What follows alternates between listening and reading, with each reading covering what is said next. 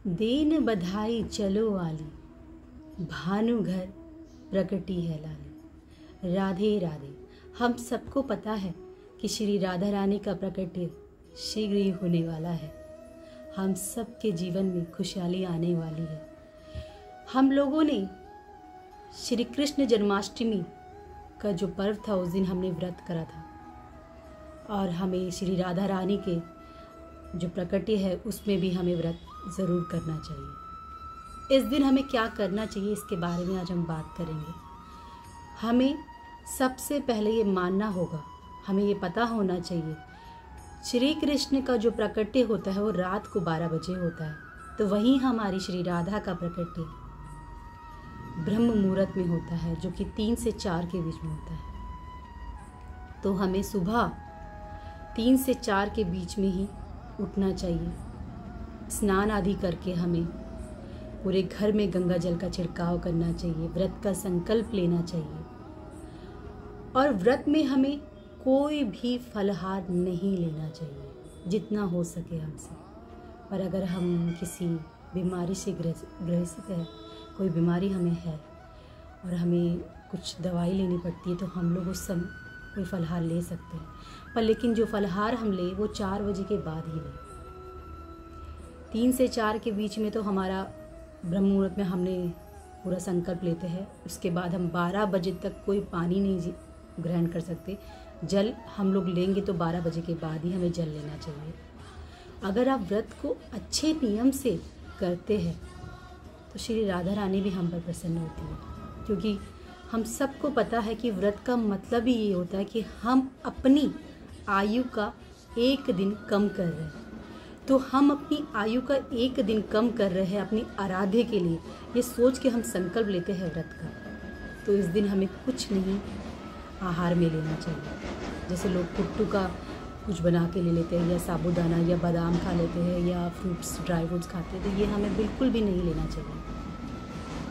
इसके अलावा हमें जितना हो सके राधा नाम लेते रहना चाहिए। हमें पता होना चाहिए कि जन्माष्टमी हो, राधा अष्टमी हो, ये सिर्फ प्रेम में डूबने के लिए होती है। श्री राधा कृष्ण के प्रेम में डूबने के लिए ही ये जन्माष्टमी राधा अष्टमी मनाई जाती है, कि हम उनके प्रेम में इतने डूब जाए, इतने हम जब उनका नाम ले तो हमारे अश्रु बहे, और वो अश्रु से उनको पता चले कि हम उनसे कितना प्रेम करते हैं। क्योंकि हम सबको पता है ये राधा रानी और श्री कृष्ण निराकार रूप में भी है और साकार रूप में है। तो साकार रूप में है तो हमें भी उनसे मिलना है और वो हमें दर्शन दें, इसके लिए हमें उनके प्रेम में डूबना चाहिए। हमें जितना हो सके श्री राधा रानी का नाम लेते रहना चाहिए उस दिन। इसके अलावा हमें श्री राधा कृपा कटाक्ष स्तोत्र का भी श्रवण करना चाहिए। हमें राधा चालीसा भी पढ़नी चाहिए, श्री राधा चरितमृतम भी हमें पढ़नी चाहिए। जितना हो सके हमें राधा जी के जो 28 नाम हैं, 108 नाम है, उनका भी श्रवण करते रहना चाहिए। हमें जितना हो सके करुणा से, प्रेम से श्री राधा रानी को पुकारते रहना चाहिए। यही सही मान्य में व्रत होता है राधा अष्टमी का, क्योंकि राधा अष्टमी का मतलब ही राधा जी के प्रेम में डूबने का है।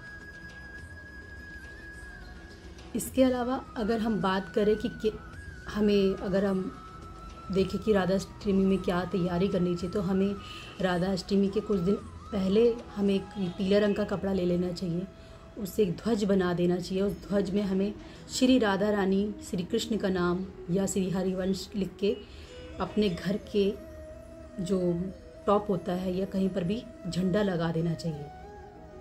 इसके अलावा हमें राधा अष्टमी में श्री राधा रानी और ठाकुर जी को पीले वस्त्र ही धारण कराने चाहिए, क्योंकि ये बहुत ही शुभ माना जाता है। और उन्हें भोग में हमें जो पंचामृत लगाना चाहिए भोग में। और इसके अलावा हमें पिंजरी के रूप में हमें धनिया पिंजरी का भोग उन्हें ज़रूर लगाना चाहिए। राधा अष्टमी में जो हम चौकी हम लगाएंगे, जो हम उनके आसन जिसे बोलते हैं चौकी हम लगाएंगे, तो उसमें हमें कलश रखनी चाहिए, कलश की स्थापना भी करनी चाहिए।